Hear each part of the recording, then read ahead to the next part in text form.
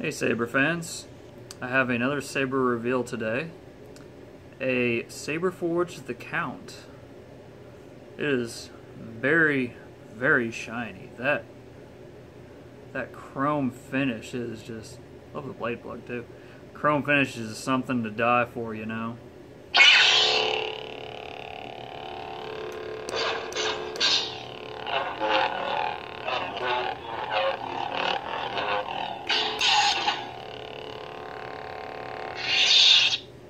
So, overall, this feels like a fantastic saber.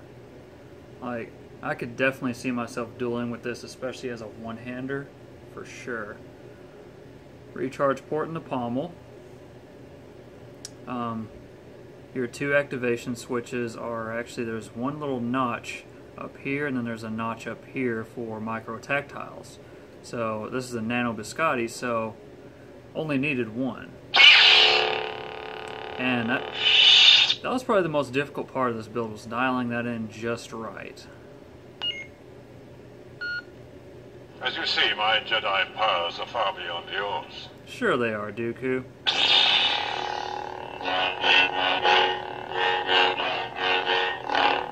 So, wanted to do all Sith fonts. This is a wonderful saber, though. I mean, the setup for it, I mean, granted, the Ultimate Works, the Lord?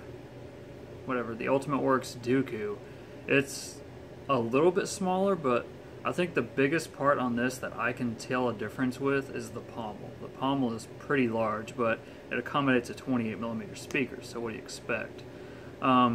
Specs, this is a deep red with a white flash-on clash.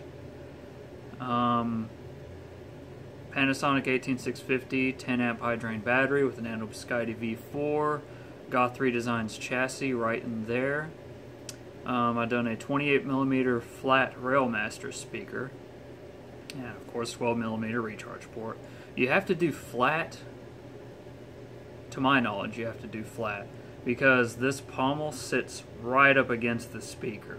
So I feel like if you did high bass, you'd get a lot of static from where it'd be flexing against this pommel.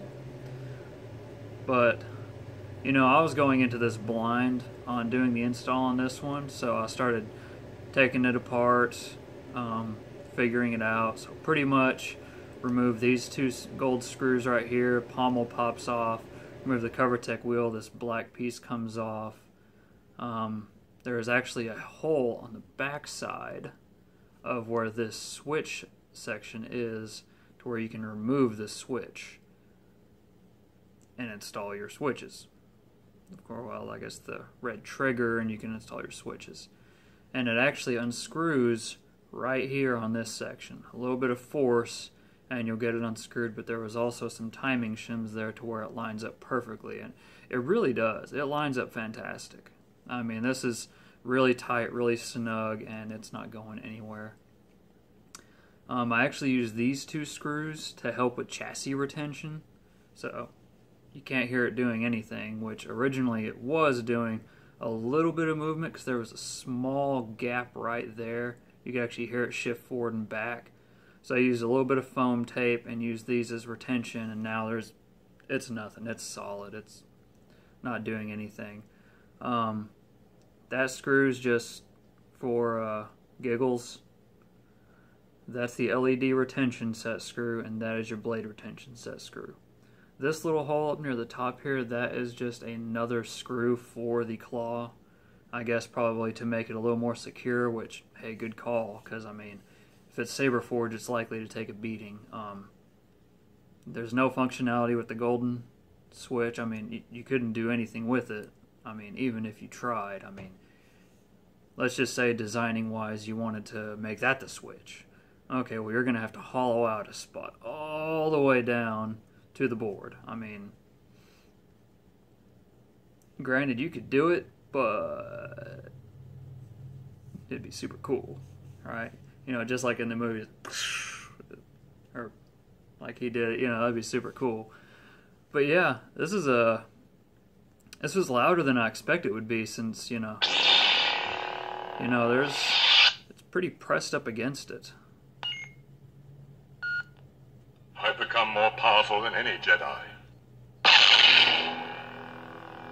So that's Vengeance. I think I also did Flourish by Mad Cow. You have interfered with our affairs for the last time. Yeah. This is Flourish 2 by Mad Cow. And I did The Dark by K-Sith and then Vengeance by K-Sith. I think Flourish turned out the best. It is a very high treble sound font, and it works great for this Railmaster. I mean, there is still SD card access on this, but I mean, you're going to be twisting wires and stuff, and the person that this is going to isn't going to be messing with the SD card at all, so I mean, this is a good Saber for her. And she is she's done some fencing over the years, so she's used to the one-handed, and she's saying this feels good to her. But anyways, that is my Saber reveal of the Saberforge the Count, and there's a little bit of extra insight there for you in case you ever want to install one. Beautiful. I mean, for a 1-inch blade holder, I would want something like this in my arsenal as well. Granted, I loved the Ultimate Works switches being these instead of this. It's a little more user-friendly, I guess you could say, install-friendly. But, you know, this is a really cool feature too. I mean, just being able to just tap it, you know. Granted, I mean, the only real comfortable way to turn it on is, you know, all the way back here. Barely hit it with your pinky. If not, you're like right there. It's like, oh, I'm going to turn on my Saber, you know, I'm going to look cool. No, it doesn't really look too cool. I mean, but I do like the functionality of the red switch. Anyways, until next time, Saber fans, may the Force be with you always.